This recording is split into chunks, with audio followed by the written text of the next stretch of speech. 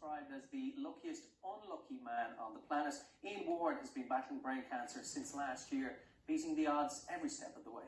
While he fights his own personal adversity, Ian has found his purpose, pursuing 2 world records in next year's London Marathon while raising money for charity in the process. And Ian joins us on the line from London to tell us more about his inspirational story. Ian, very good morning to you and thanks for being with us. Hi Ian.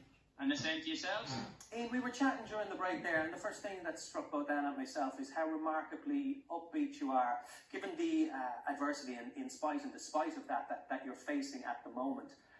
What happened in 2019, Ian? Because what's interesting is how you discovered your cancer.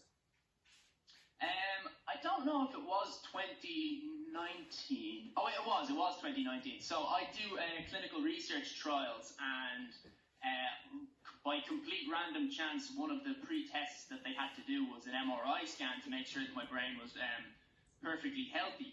And it was at that point they were like, you can't do the clinical trial, you've got a benign brain tumor. And I was like, oh, that's a surprise.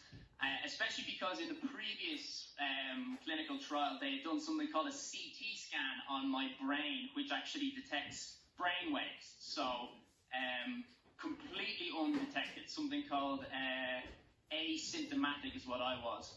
And then later, COVID kind of had a bit of an issue with that. But the second time that I got to see the doctors, they were like, okay, it's not benign, you need surgery for this. And that was in 2020, just sort of as COVID was kicking off. So you went through the surgery, Ian, and what happened then? So I went through the surgery, and it was kind of a love-hate moment because the big worry for me at the time was that the surgery was going to damage my ability to speak, which it did. But due to the fact that I'm so young, your brain is called something placid. It has a higher level of plasticity, which means that it can recover really well. And it did. So I got the surgery, and then within 6 days, my speech was back to normal.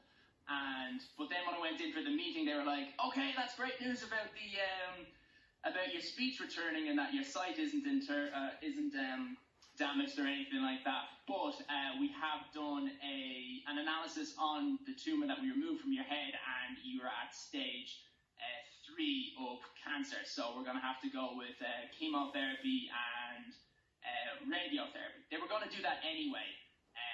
And at that point, I was sort of like, that doesn't sound particularly good. So I asked, well, what's that on? They never tell you. That's only in films. But they, when asked, they were